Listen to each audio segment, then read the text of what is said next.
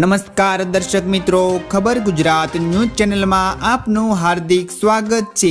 આજના તાજા અને મુખ્ય સમાચાર જાણીએ તે પહેલા તમે અમારી ચેનલમાં નવા હોવ તો અમારી ચેનલને જરૂર સબસ્ક્રાઇબ કરી લેજો। તો મિત્રો, સૌપ્રથમ આજના તાજા સમાચારને લઈને વાત કરીએ તો આજે અહીં મોટું એલર્ટ સાચવજો। ગુજરાતમાં ગરમીનો ત્રાસ સતત વધી રહ્યો છે। આ વચ્ચે પોરબંદરની અંદર હીટવેવની આગાહી પણ કરવામાં આવી છે। પોરબંદરની અંદર આજે હીટવેવનું ઓરેન્જ એલર્ટ અપાયું છે। રાજકોટ, જૂનાગઢ અને કચ્છની અંદર આજે હીટવેવનું યલો એલર્ટ જારી કર્યું છે। આ પહેલા સુરેન્દ્રનગરની અંદર સિઝનનું સૌથી વધુ 43 ડિગ્રી તાપમાન નોંધાયું છે। 8 જિલ્લાઓની અંદર તાપમાન 40 ડિગ્રીને પાર પહોંચ્યું હતું। આમાં ગુજરાતીઓ પરસેવે રેબઝેબ થઈ રહ્યા છે।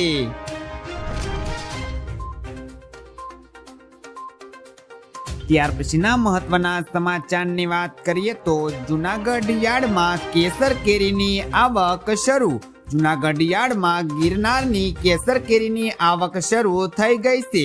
સિઝનમાં પ્રથમવાર ગીર પંથકમાંથી કેરીના 200 થી વધુ બોક્સ આવ્યા હતા। આ 10 કિલોના બોક્સની અંદર 1200 થી 1800 રૂપિયા લેખે વેચાણ થયું હતું। નિષ્ણાતોનું માનવું છે કે ગ્લોબલ વોર્મિંગને કારણે કેરીના પાકને ભારે નુકસાની થયું છે, જેમાં કેસર કેરીની આવક ગત વર્ષ કરતા આ વર્ષે ઓછી રહે તેવી શક્યતાઓ પણ વ્યક્ત કરી છે।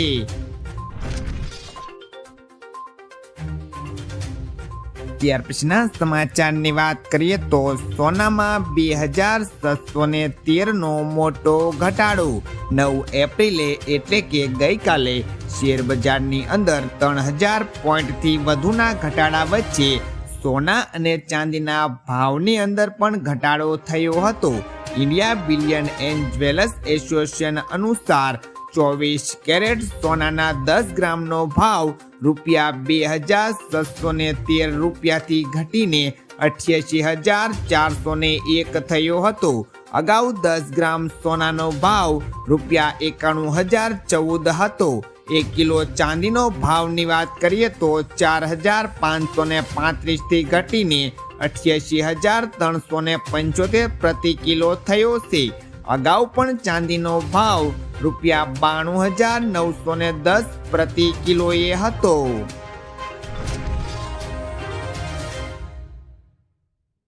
ત્યાર પછીના મહત્વના સમાચારની વાત કરીએ તો ઘરેલું એલપીજી સિલિન્ડર મોંઘા થયા। ઘરેલું એલપીજી સિલિન્ડરના ભાવની અંદર વધારો કરવામાં આવ્યો છે। 24 કિલોગ્રામના ઘરેલું ગેસ સિલિન્ડરના ભાવની અંદર 50 રૂપિયાનો વધારો કરવામાં આવ્યો છે। ઉજ્જવલા યોજનાનો સિલિન્ડર પણ ₹50 થી મોંઘો કરવામાં આવ્યો છે।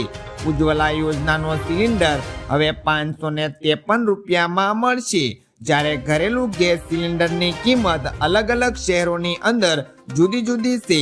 નવા ભાવ આજ રાતથી જ અમલમાં આવશે।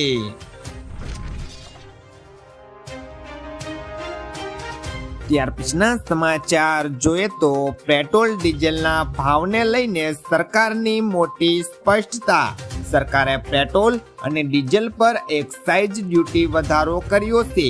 જો કે હવે સરકારે સ્પષ્ટ કર્યું છે કે આનાથી પેટ્રોલ અને ડીઝલના ભાવની અંદર વધારો થશે નહીં। આને ક્રૂડ ઓઇલના ઘટાડેલા ભાવ સામે એક્સચેન્જ કરવામાં આવશે। હાલમાં ગુજરાતમાં પેટ્રોલ 94 રૂપિયા પ્રતિ લીટરે જ્યારે ડીઝલ ₹90 રૂપિયાએ પ્રતિ લીટરે વેચાઈ રહ્યું છે।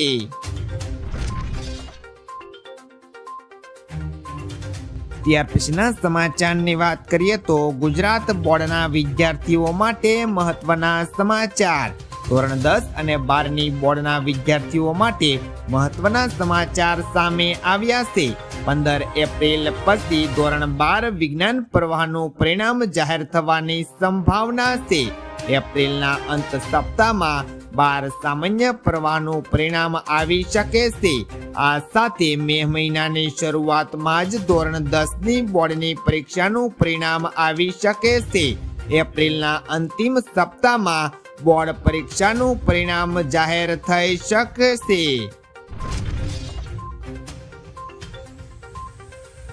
ત્યાર પછીના મહત્વના સમાચારની વાત કરીએ તો ગિરનાર રોપવે સેવા બંધ કરાયું।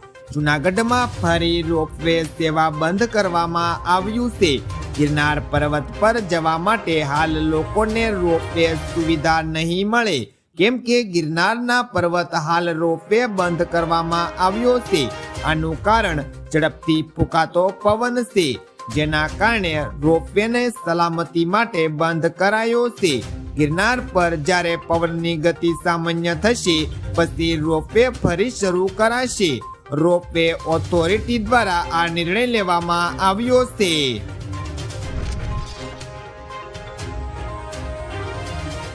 ત્યાર પછીના સમાચાર જોઈએ તો સિકંદરે આટલી કમાણી કરી।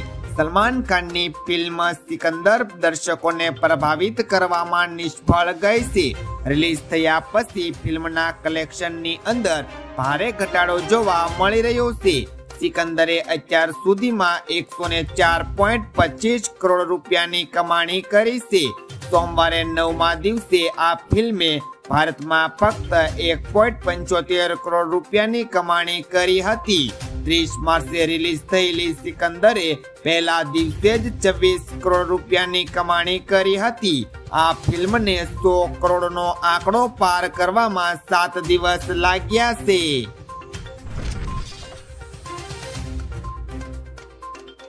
ત્યાર પછીના સમાચાર જોઈએ તો તેજી સાથે ખુલ્યું શેર બજાર।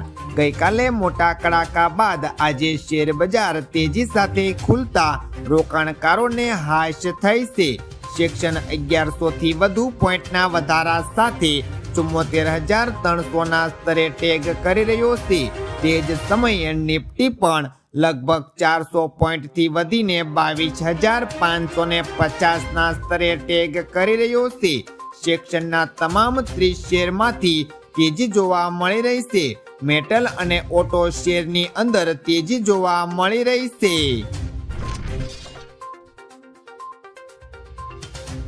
ત્યાર પછીના સમાચારની વાત કરીએ તો એસટી નિગમ દ્વારા ગુજરાતવાસીઓને મળી મોટી ભેટ। ગુજરાત એસટી નિગમ દ્વારા મન ફાવે ત્યાં ફરો નામની યોજના આગામી ઉનાળુ વેકેશન જોતા મૂકવામાં આવી રહી છે। જે અંતર્ગત કોઈ પણ ગુજરાતી માત્ર ₹450 થી લઈ ₹1450 સુધીમાં 4 દિવસથી લઈ 7 દિવસ સુધી સમગ્ર ગુજરાતના કોઈ પણ ખૂણે મુસાફરી કરી શકે છે। ગુજરાતભરના તમામ એસટી ડેપોમાં આ યોજના લાગુ કરવામાં આવી છે।